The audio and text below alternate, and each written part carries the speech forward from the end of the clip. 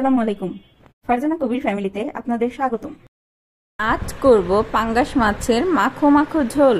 পাঙ্গাস মাছ পানি দিয়ে ভালো করে ধুয়ে হলুদ লবণ মাখিয়ে নিব, সাথে আলুগুলো হলুদ লবণ মাখিয়ে নিব। আলুগুলো আমি ভেজে নিয়েছি, এখন পাঙ্গাস মাছগুলো ভেজে নিব। বেশি কড়া ভাজবো না, হালকা, মানে বেশিও না আবার কমও না, এমনভাবে ভেজে নিব।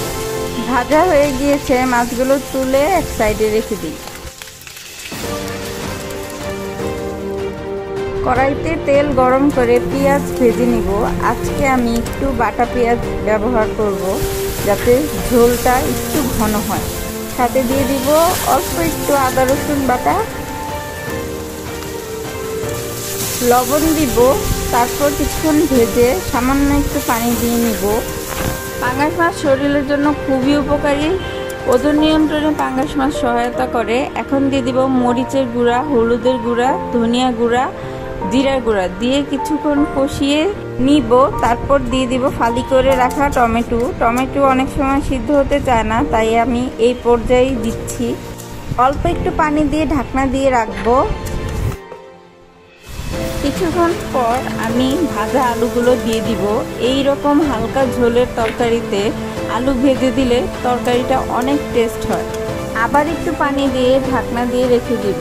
এমন স্টেপ বাই স্টেপ রান্না করলে তরকারির স্বাদ অনেকটা বাড়ে।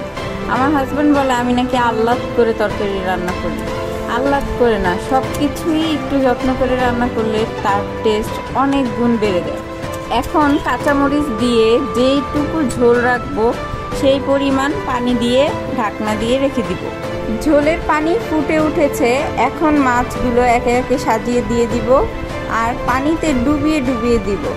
এখন কিন্তু আর ঢাকনা দেওয়া যাবে না, তাহলে কিন্তু মাছ শক্ত হয়ে যাবে। কিছুক্ষণ অপেক্ষা করে দিয়ে দিব ধনিয়া পাতা কুচি।